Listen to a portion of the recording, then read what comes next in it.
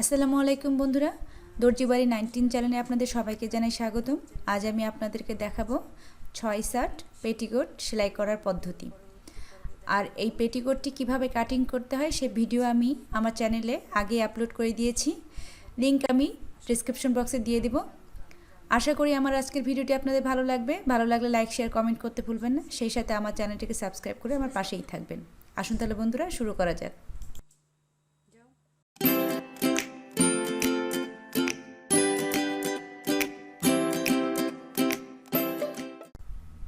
আর আমি এখানে কেটে নেওয়া পেটিকোটটি আপনাদের খুলে দেখাচ্ছি। এখানে পেটিকোটের 6টি অংশ রয়েছে আর রয়েছে পেটিকোটের বেল্টের অংশ। এখন আমি প্রত্যেকটি অংশ এখানে ইন্ডিভিজুয়ালি জয়েন করে আপনাদেরকে দেখাবো।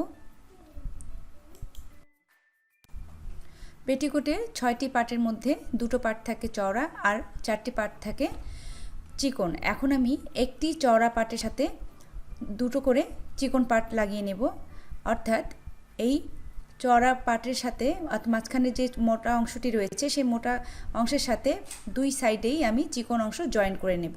আমি যেভাবে দেখাচ্ছি বন্ধুরা, আমি সেভাবে এখন দুই পাশে 2টো পার্ট আমি জয়েন করে নিচ্ছি।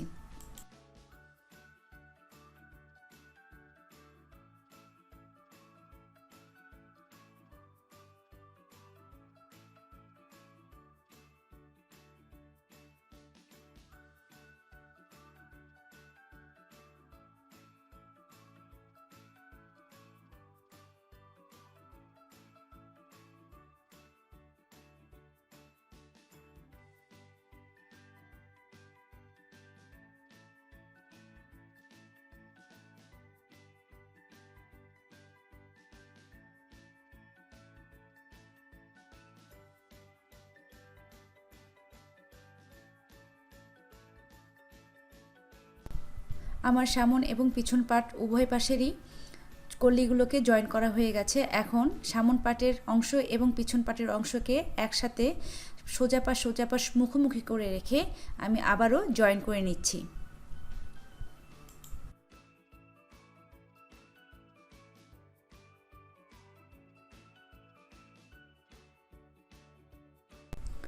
সামন এবং পিছন পার্টের জয়েন করার জন্য আমি এক সাইড সেলাই করে নিয়েছি। এখন আমি দ্বিতীয় সাইডটি সামন পাটের কাপড় আর পিছন পাটের কাপড় সামান্য একটু করে চিকন করে মুড়িয়ে নিয়ে আমি 3 ইঞ্চি পরিমাণ লম্বা করে সেলাই করে নিচ্ছি।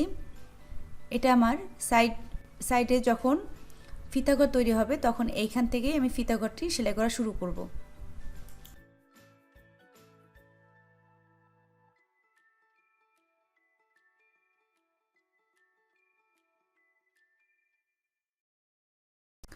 এখন আমি কোমরে বেল্টের কাপড়টি সেলাই করব।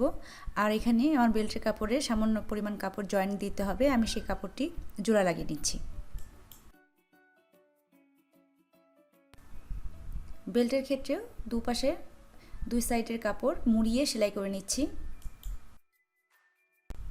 এখন বেল্টের সাথে নিচে কোমরের অংশটি আমি জয়েন করে নেব।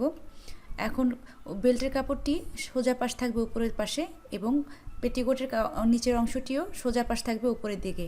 এখন আমি 1/2 ইঞ্চি মার্জিন রেখে সমস্ত কোমরের অংশটুকু জয়েন করে দিচ্ছি।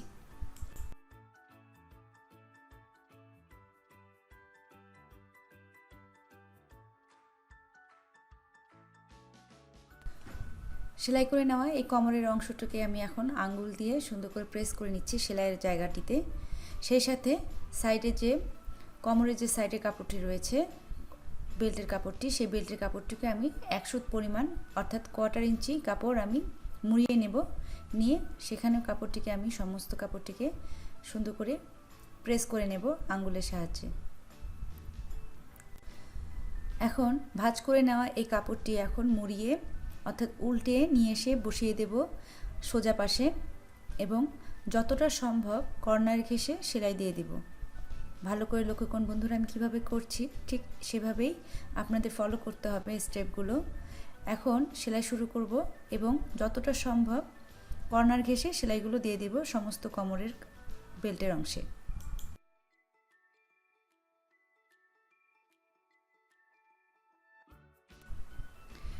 কোমরের এই সাইডে সেলাই করে বের হয়ে যাওয়া যাবে না। এই পর্যায়ে এই মাথায় এসে সেলাইটাকে স্টপ করতে হবে এবং মেশিনের হুডটিকে উঠিয়ে নিয়ে আবার কাপড়টিকে ঘুরিয়ে নিয়ে 1 সুত পরিমাণ সেলাই করে নেব। আবারও মেশিনের হুডটিকে আলগা করে নিয়ে কাপড়টিকে ঘুরিয়ে নিয়ে সেলাই শুরু করব। তবে এই ক্ষেত্রে সেলাই করার সময় একটু খেয়াল রাখতে হবে সেলাইগুলো যেন সোজা হয় এবং এভাবেই সোজা করে প্রথম সেলাইয়ের পাশ দিয়ে আরেকটি করে সেলাই বসিয়ে নেব সমস্ত কোমরের বেল্টের অংশে। তবে সেলাইটি যাতে সোজা হয় সেদিকে বিশেষভাবে লক্ষ্য রাখতে হবে, তা না হলে বাঁকা হলে সেলাইটি দেখতে খুব খারাপ লাগবে। আবারও ঘুরিয়ে নিয়ে সেলাইটি শেষে কোমরের বেল্টের অংশটি সেলাই করা হয়ে গেছে। এখন এই কোমরের 2 সাইডের কাপড়টিকে একসাথে মিলিয়ে নেব এবং স্লাইড ওভেনের জন্য যে 3 ইঞ্চি পরিমাণ কাপড় সেলাই করেছিলাম সেই কাপড়টুকু বাদ দিয়ে 3 ইঞ্চি পরিমাণ বাদ দিয়ে কাপড়টিকে জয়েন্ট দিয়ে সাইডটি সেলাই করে নেব সম্পূর্ণ।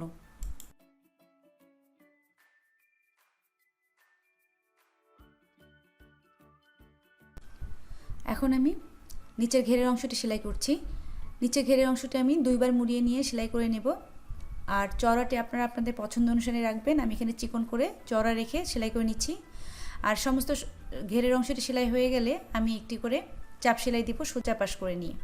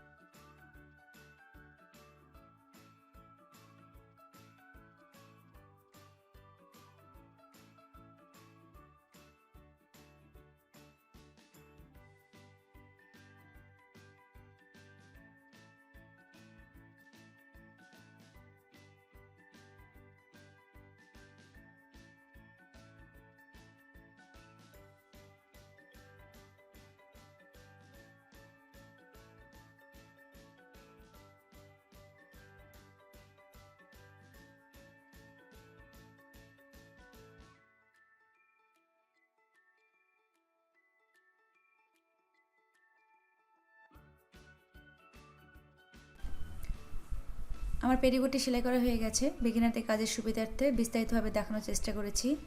আশা করি ভিডিওটি আপনাদের কাজে লাগবে। ভালো লাগলে লাইক করতে ভুলবেন না, সে সাথে আমার চ্যানেলটিকে সাবস্ক্রাইব করে আমার পাশেই থাকবেন। আর যদি কোনো মতামত থাকে তাহলে অবশ্যই কমেন্ট বক্সে জানাবেন। সে সাথে পরবর্তীতে কী ধরনের ভিডিও দেখতে চান সেটাও আমাকে জানাবেন। আজ তাহলে এই পর্যন্ত বন্ধুরা, দেখা হবে পরবর্তী ভিডিওতে। সেই পর্যন্ত ভালো থাকবেন। আল্লাহ হাফেজ।